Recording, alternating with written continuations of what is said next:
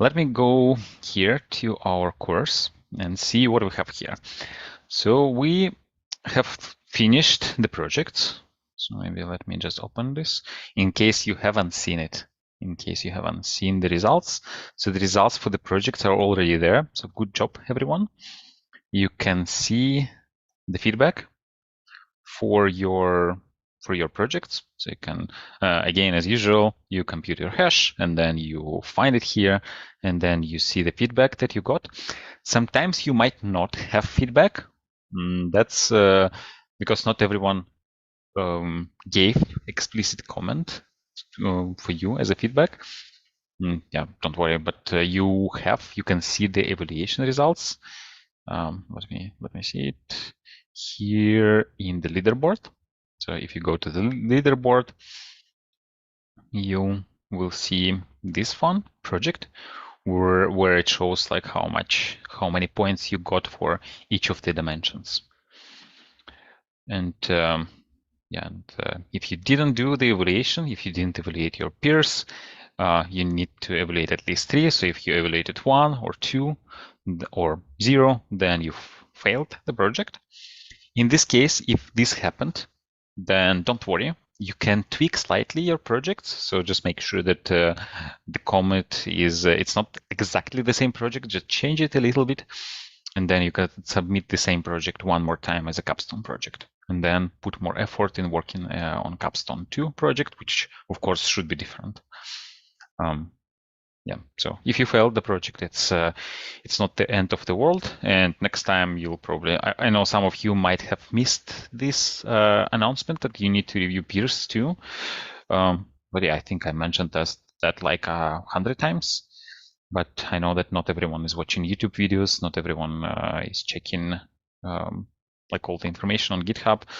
I hope it wasn't too bad for you. You didn't have too high expectations. So just change the project slightly, submit one more time, and you'll pass it. So I see some of you who failed because you didn't do peer review. You have quite good projects, so you'll definitely do well. Just tweak the project, submit one more time. And in general, when looking at the projects, it's amazing how good the projects are. So thanks a lot for putting good work.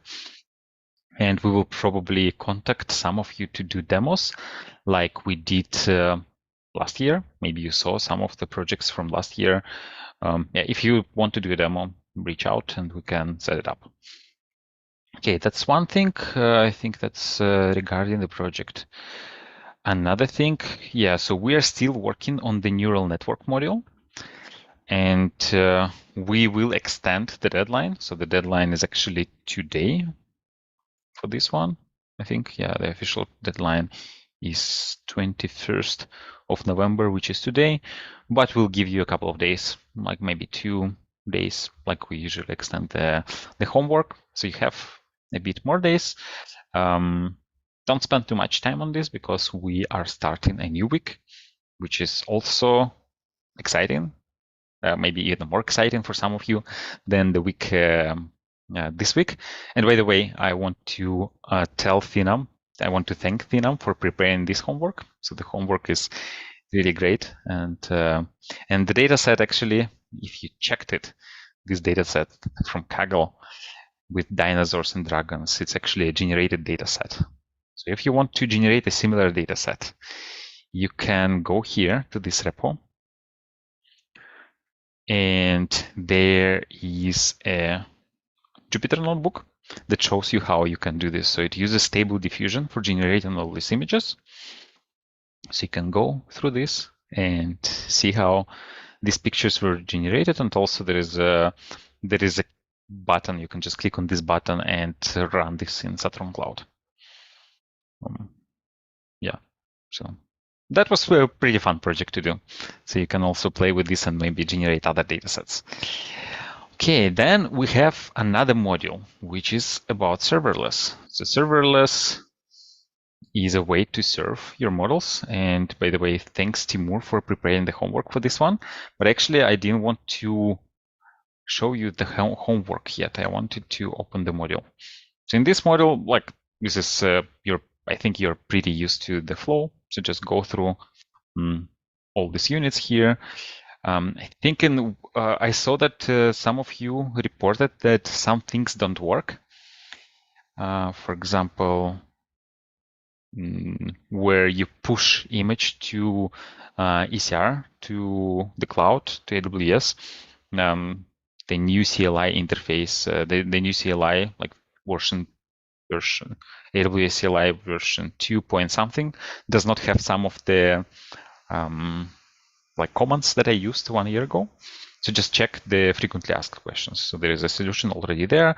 If you see a problem, if some of the things that you see in the video don't work, check the frequently asked questions. And I also want to thank everyone who is contributing to this document. Thanks a lot. You're helping everyone on that course, and you're also helping future generations of the students. One other thing, actually, you don't have to use cloud for this one. So most of this stuff can be done locally. And if for some reasons you cannot get a cloud account, I know that maybe AWS doesn't accept your credit card. It also happens. Then don't worry. You can do everything locally. Not everything. Like, for example, this API gateway or this one creating Lambda function, you might not be able to actually deploy it to the cloud. But you can run most of the stuff locally. And then, for example, for Russia, for students from Russia, I know that you cannot register on AWS, but you, for example, can use Yandex Cloud, and they have similar options for running these things. So you can experiment with that. I know some students from the previous year did this, and they could do this. For students from Nigeria, I know many of you couldn't register there, I couldn't create an AWS account, and unfortunately, I don't have a solution. I don't know what to suggest to you, rather than trying to run things locally. Maybe if some of you are from Nigeria and figured this out, please write in Slack and tell your peers how you actually managed to overcome this. And again, homework. Thanks a lot, Timur, for preparing the homework. And the homework will be taking this dinosaur versus dragon model and deploying it with Lambda, and everything can be done locally. For the homework, you don't have to have cloud. So if you cannot register in AWS, don't worry, you will be able to do everything locally. Okay, so this is serverless, and then yet another thing. So if you're running for more things to do, then we have yet another thing that will start in December. So in December, this is kind of a slow month in the sense that there are holidays, and then in January there are also holidays.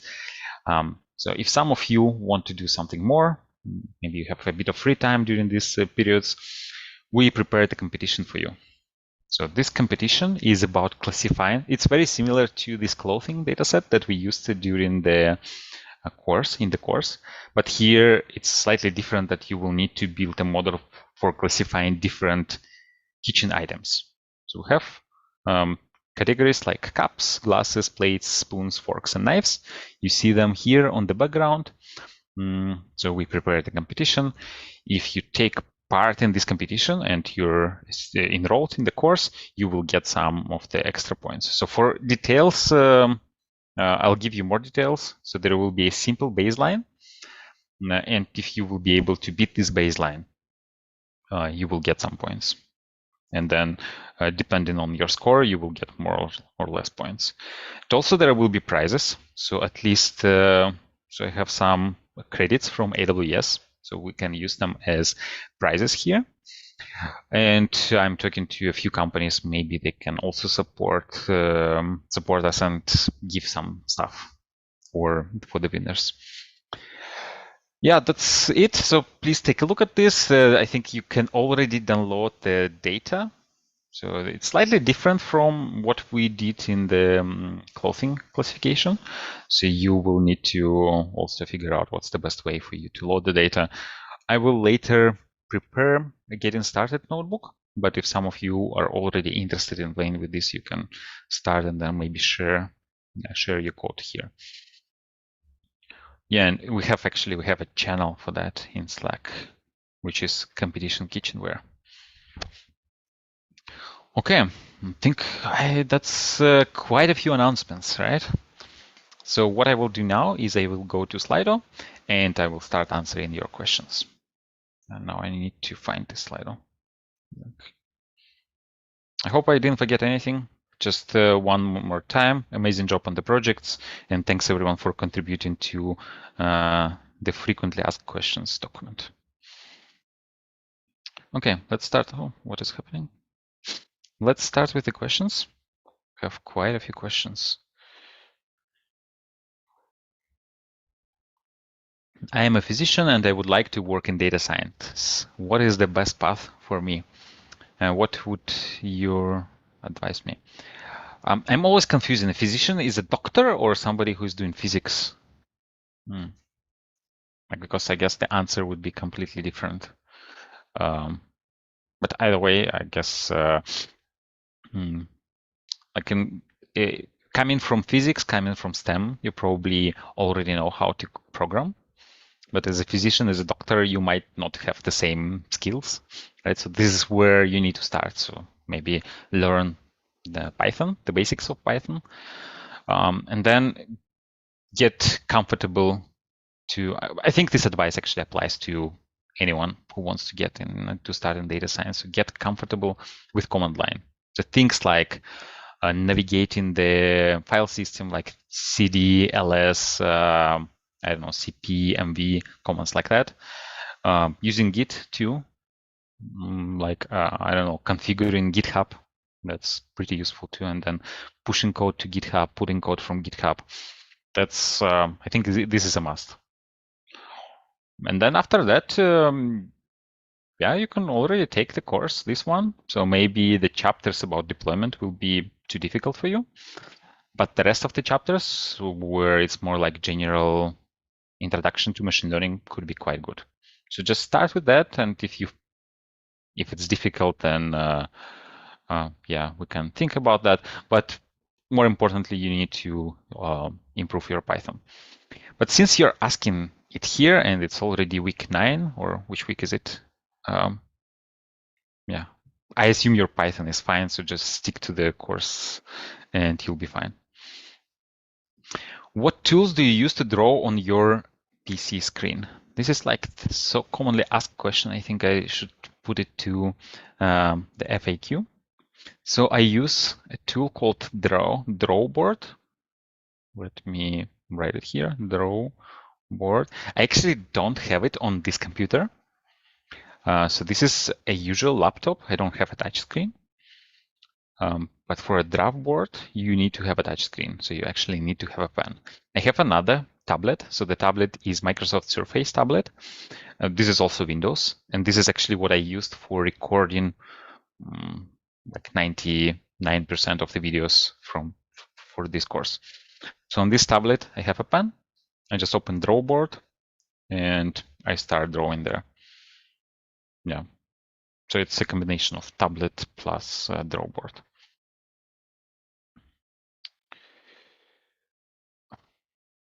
So in addition to image classification, what are some other use cases for neural networks? Can neural networks be used on text? They can definitely be used on text.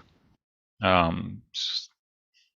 think if you just Google neural networks for text, then, or deep learning for text, you'll find such a lot of material.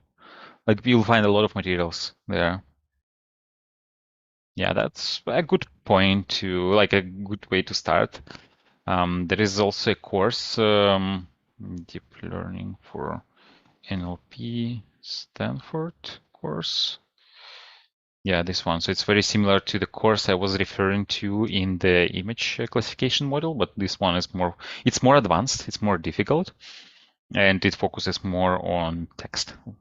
So yeah, that is also a good resource. Yeah, and then maybe you can start learning about that by learning what text embedding is, and things like Word2Vec, like word embeddings, Word2Vec, Glove, and things like that, and then slowly progress to more complex models. Why train models anymore? Isn't there a huge range of models available on Hugging Face? Do you know other model hub online apart from Hugging Face? Yeah, I mean, if for your problem there is already a model on Hugging Face, that's good for you, but I guess that's only like 1% of problems that you solve in the industry. So if there is a model for solving your problem, good for you. But I guess like data scientists wouldn't be working at companies like if that was the case. So we still need to get data. We still need to train these models. And then if you think about this, somebody actually put these models on Hugging Face, right? So I suspect that like it was done by data scientists, right? I don't know any other model hub apart from that. Maybe Kaggle also like a good source for models. Well, more for data, but then in data you have a data set, and then you can also train a model there. And there are many notebooks that show how to do this. What to use? MLflow, Kubeflow, Selden Core, no preliminary requirements defined. So to me, these tools focus on completely different areas. So you can use actually all of them, right? So MLflow is about experiment tracking. Kubeflow is about creating model pipelines. If you talk about Kubeflow, because there is also a thing called Kserve, which used to be a part of Kubeflow, but now this is a framework for serving machine learning models. It's very similar to Selden Core, right? Yeah, so that you use for serving models. And all these three can actually play well together, right? What I would suggest you take if you want if you want to learn more about this, if you're interested in this, is another course that we have, which is ML Ops Zoomcamp. So after this one, where we talk about MLflow here, this is module 2, MLflow. Then we talk about orchestration and machine learning pipelines. We don't use Kubeflow pipelines here. We use Prefect, but the concepts are pretty similar.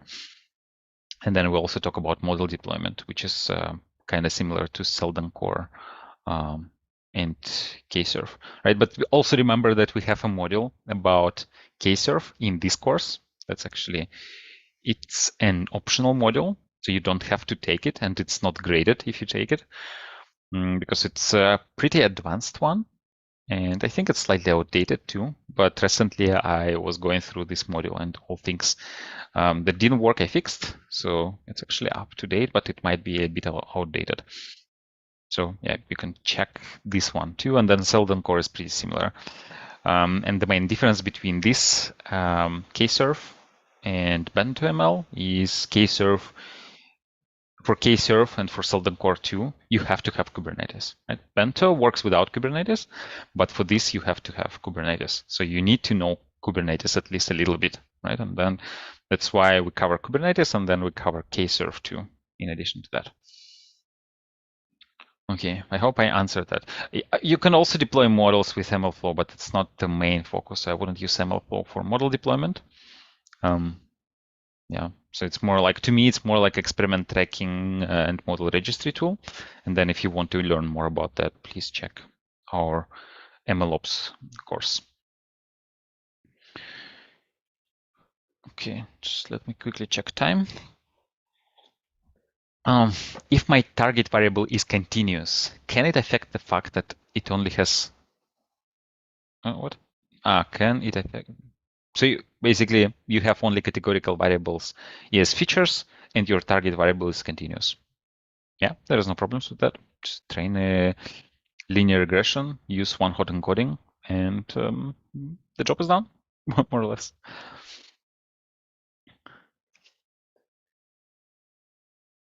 In my project deployment, I want to post requests not in the JSON format, but text used to collect my data script. How can I do this? Write func in serve.py. Yeah, so you can, so for example, do you use Flask? So in Flask, you can see what kind of data you send. But wait, why don't you just put the data, the text in your JSON? You can just, your JSON file will look like, this curly brace, then text as a parameter, and then the text that you have, you just put it as a value and you send that. That will make your life simpler, I think, because you might also want to add some extra data, some metadata about the text. So I would actually suggest you stick to JSON and you put your text in JSON. Yeah, but Google is your friend. You can just check for the framework you use. Like if it's Flask, then check like Flask, different, how do you call it, input, like content types, I think. Content type would be text. So Flask, text, input, content type, right? Something like that. Or the same with Bento. With Bento, it's actually more explicit. You remember we defined the type, right? It could be JSON, it could be NumPy array. Probably they also support text. You will need to check the docs. What type of projects are expected for data analyst jobs? Which industries has the most opportunity for data analysts in terms of machine learning? Well, so from my point of view, I might be mistaken because I'm not a data analyst. So data analysts usually do not work with machine learning. They sometimes do, but it's not their main focus. Right? So some of the analysts might use machine learning as an extra tool for doing what they need, like, I don't know, forecast sales, for example, but that's not their main domain expertise, let's say, not their main area. So machine learning is more like a data scientist kind of thing. So that said, to answer your question, what type of projects are expected for data analyst jobs? So they are usually about analytics. You get a data set and then you need to find, let's say, to build a report from this data set, right? Get some business insights. I don't work as a data analyst, but yeah, that's pretty much like using SQL, some data visualization tools to turn a data set you have into something understandable and digestible. So if you build a project like that, like, I don't know, you can take any of the data sets we use, and if you build some cool visualization for that, that's a good kind of project for a data analyst role. I am working on a Kaggle challenge with a topic that is interesting for me. Is it possible to use this work for upcoming projects? Yes, it is definitely possible. By all means, please use it. You'll have to add extra stuff, of course, like you'll need to cover the deployment part, but it's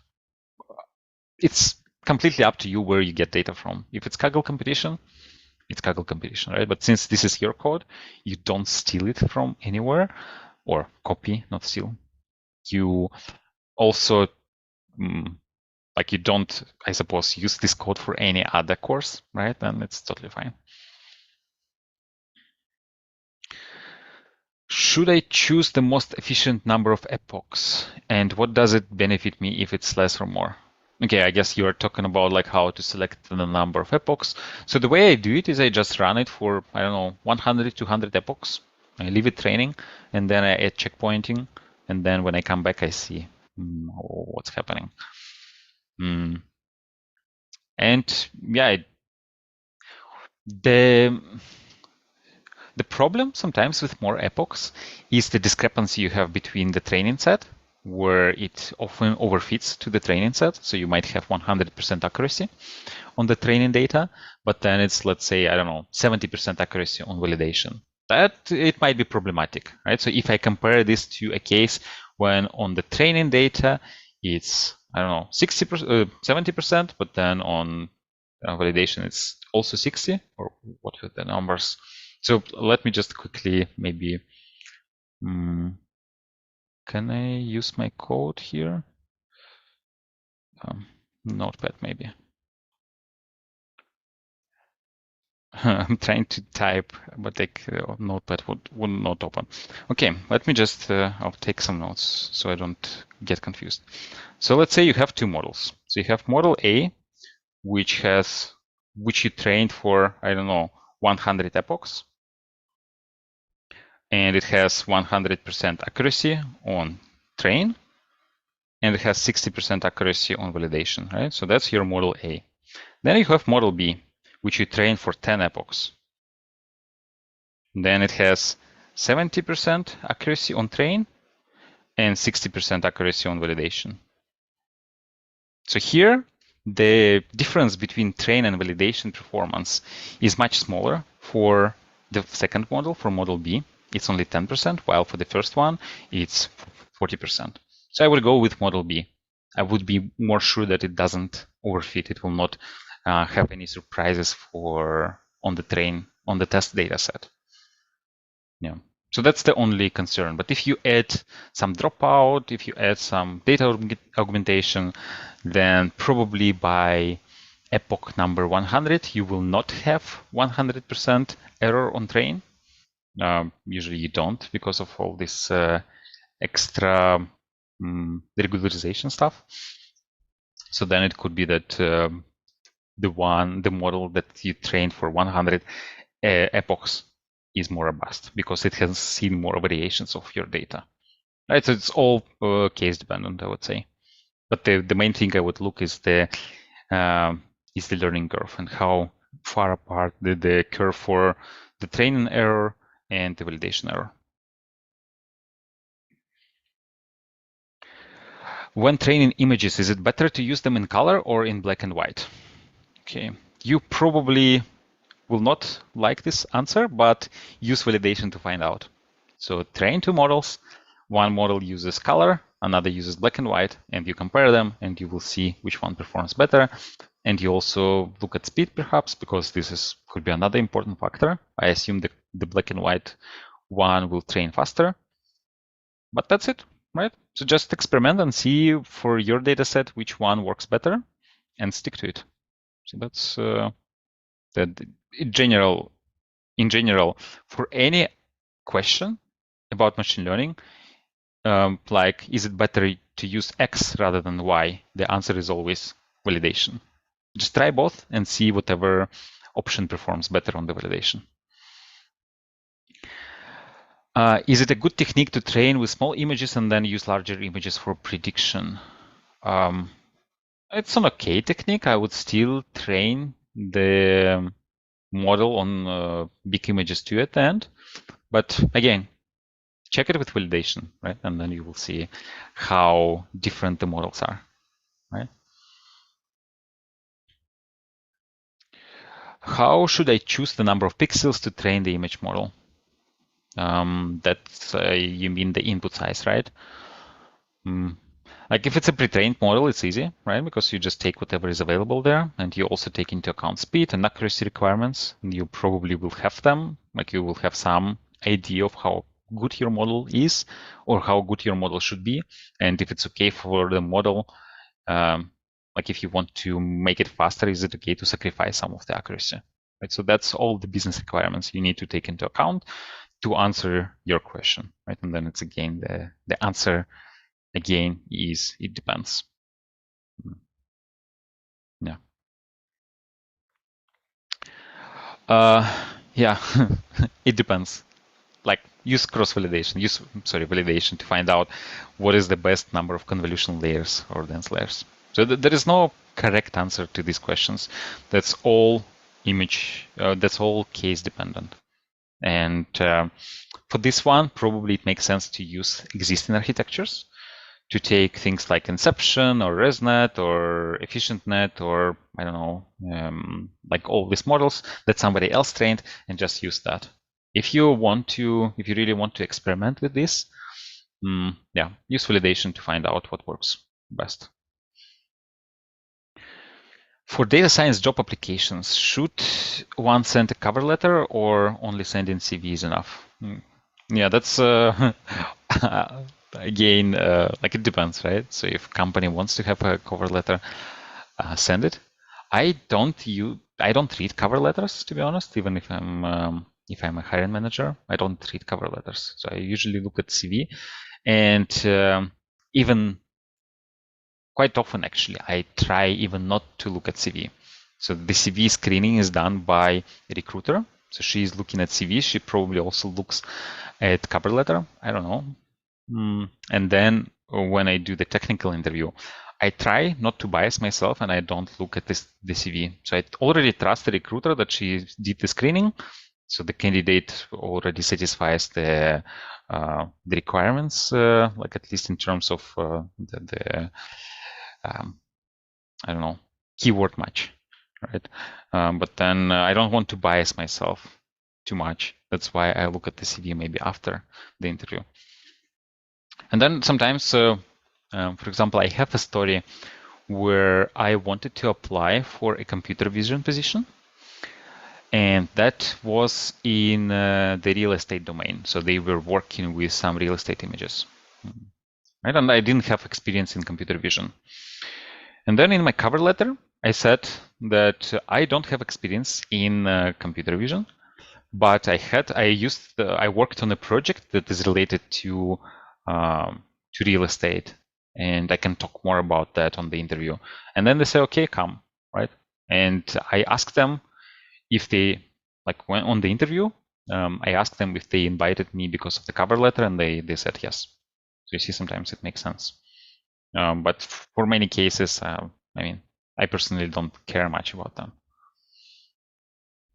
How much is the extension for homework 8? Let's say 2 days. So Wednesday, 11 p.m. Berlin time. So yeah, it's 2 days, right? That should be enough. Hopefully. If it's not, let me know. Physician is a doctor. Yeah, I actually, like with physics, it's kind of simpler, right? Isn't it? With physician, I assume that physicians in general don't know much about coding. So that's where you need to put a lot of effort, more than people. I think it's physician and physicist, right? That's the main. This is how you distinguish them. Yeah. So you need to put more effort on coding here.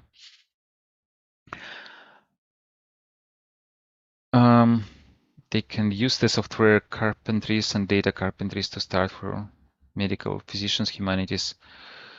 I guess that's the answer to the previous one, but yeah, I cannot comment on that. I just simply don't know what these things mean. Sorry. I want to work in ML engineering, ideally freelance. Do you think picking recommender systems as a topic to work on in my portfolio is a good strategy? Yeah, I think it is. Like, I don't see a reason why it's not. How can I see the feedback on my midterm? So check the beginning of this video, and I showed how to do this. Yeah, I guess it's more like a comment. Draw board, Lucidchart, mural. Yeah, okay. Good suggestions, thanks. How should I choose the number of layers and networks within a layer? I guess, yeah, use validation. Can you talk more about using GCP for completing the course? I was able to use Vertex AI to create a pipeline, and it was really cool. I'm happy to hear you liked it. So I cannot talk more about using GCP for completing the course, but by all means, use it. I don't mind. I actually encourage you to try different things outside of the course. And to me, actually, when I look at the user interface of Google Cloud Platform, it feels more friendly, maybe. Like it feels like, you know, they actually care about developers. They care about this aesthetics, while in AWS, it's more like developers creating interfaces, which, yeah, it's different, right? So yeah, by all means, use GCP if you like it. And maybe you can also write some tutorials and then include that in the notes, and other students will appreciate that too. When I train a model in a certain size when using the prediction, can I use it with a different one? I guess it was related to the other question. I don't know. Just check it, and then you'll see. Should I use a model with grayscale images? When should I use? Yeah, or like in some domains, maybe the color doesn't matter much, only shapes matter. And then if it's that domain, for example, I think for clothing, it might be the case, right? So maybe colors don't matter much because you can have like all different colors. But on the other hand, maybe it's actually still important because you want to distinguish background from foreground from the actual item. So this is where the color information could be important. But if you think it gives you some performance increase in terms of it computes faster, it makes predictions faster, just use validation to find out if there is any performance drop, predictive performance drop in accuracy when you switch to Grayscale. And if you see that there is no drop, then just stick to that. You can get a data analyst job in industry as a business now, as businesses now are transforming to become data-driven companies. Okay, yes. Data analyst projects are answering business problems or providing business insights per year. Yeah, thanks a lot for aiding that. So pair your learning with business analyst. That's always a good suggestion. So if you already work and then you have some colleagues with the experience you want to get, just talk to these colleagues. That's always a great idea. Data analysts and data scientists are not the same thing. If some of the role tasks overlap, does not usually for ML. Maybe you can learn SQL, machine learning. Okay, yeah. Will we see deep learning, deep network with tabular data instead of image classification, or it's? Yeah, you can do this. Like the sky is the limit. Again, use validation data set to find out, and then remember about the trade-offs. Trade-offs are speed, I guess, the complexity of your model. So you need to take that into account and then use the validation framework that you set up to make the best decision. So use data to make decisions. Cover letters get lost in the ATC. ATC, I think it's application tracking system. Cover letters are good for career changers. Use cover letter in the email application, not on job board portals unless asked. That's a great suggestion. I cannot answer it better. And I can only confirm that I don't look. We have an applicant tracking system, and I could actually look at the cover letter there, but I don't because I don't care much, to be honest. Yeah. So let me. I see that there are also some questions in the live chat. So let me check. So a question from Simeon. Is it possible to use the same data for the next project but investigate it with deep learning framework? I would prefer that you don't do this and you take another data set. But yeah, it's kind of like if you take the same EDA, like exploratory data analysis, and you repeat it in the new project, then it's kind of self-plagiarism, right? If you don't do this, if you do everything completely from scratch, it's kind of okay, but maybe you want to have a variety of things for your portfolio. So maybe try to get a different data set. So just to have like, to get exposure to different problems. But yeah, it's not like a super strict requirement. Again, as long as you're not plagiarizing or self-plagiarizing, you're good.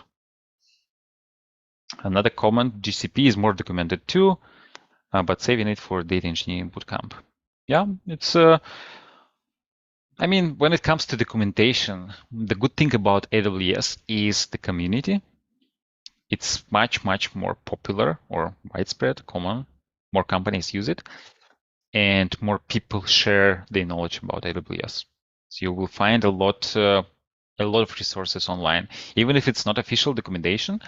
But chances are that if you want to learn a specific service from AWS, you will find a ton of YouTube videos about that. You will find a ton of articles about that.